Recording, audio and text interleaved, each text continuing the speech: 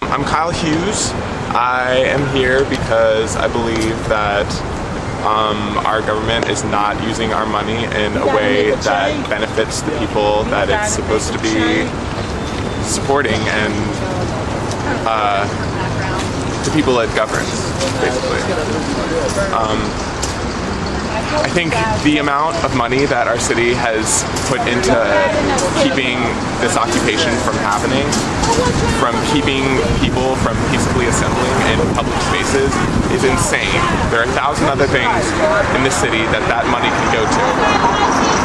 That there's no reason for them to be wasting money on us, because we're within the confines of the law most of the time, and when we're not, it's not criminal. It's constitutionally endorsed. Peaceable assembly is a constitutional right.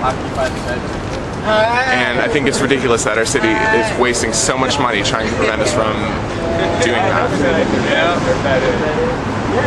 Of our occupiers were slammed against a car. A police officer actually threw a bike into the crowd, which we have video of, which astonished me.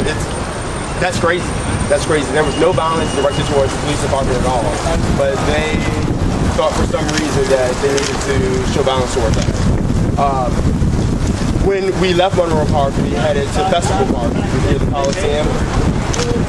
We were met again with over 175 police officers, planes circling above, and we were there around between 8 and 9 o'clock till about 12 o'clock. We're legally allowed to be there to 3 a.m.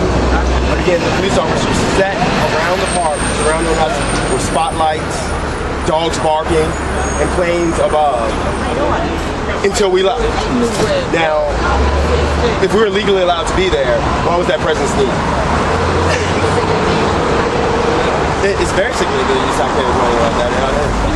When, again, there's hundreds or thousands of other things that this money could have been used for, and I'm really passionate about that. I'm really passionate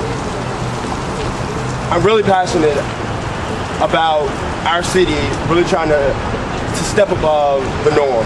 I want that money to be used for other things. Like, again, I walk around Churchill, I walk around Jackson Moore, I walk around downtown, and I see the graffiti, I see the conditions of the sidewalks, I see the conditions of the streets, and I see the homeless walking around. I see people shivering in doorways at night. And again, $17,000 can go a long way to helping people across the board. Thank you so much. My first name is Christopher, Christopher. Last name Gillis, Gillus. Okay. And Christopher, you can just look right at me. And we're talking today about the plans. You guys are going to gather at Canal Plaza at 5, is that right? Yes, ma'am. And then your plan is to do what from there? Tell us. Our plan is to gather at Canal Plaza at 5 o'clock, have a march up to City Hall, and sit in City Hall chambers throughout their meeting. We have a couple speakers who are going to address the council members on numerous different issues. I'm sure one of them will be the waste of our taxpayers' dollars on kicking us out of a public space at Canal Plaza, and also preventing us from peacefully assembling at Monroe Park last Wednesday. Do you know a rough estimate of how much the city has spent so far on cleanup? Well, I don't necessarily believe it was all spent on cleanup. A big chunk of the money was used for the officers' overtime. Overtime, right. Yes, ma'am, on keeping us out of the park. The officers are already suing the city for past overtime money that they haven't received yet. So this is more money being thrown down that vein, which technically didn't need to be used. Like, we were there to peacefully protest. We're there to exercise our First Amendment right, and the city is preventing us from doing that. Why?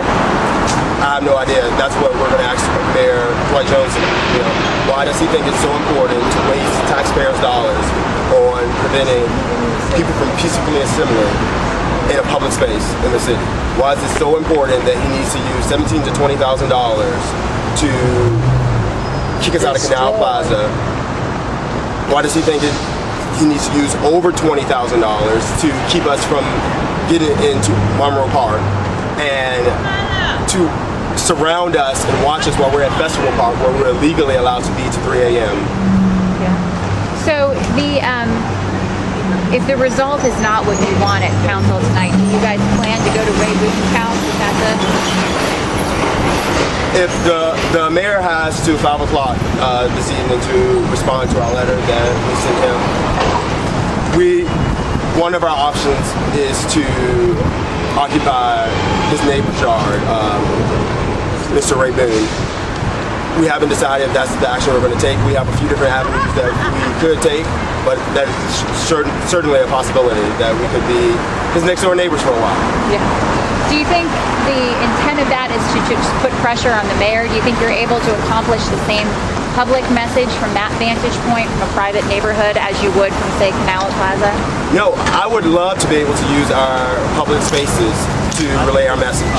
But again, the city is trying to prevent us from doing that. We went through many of the legal avenues of trying to peacefully assemble and protest and state our grievances.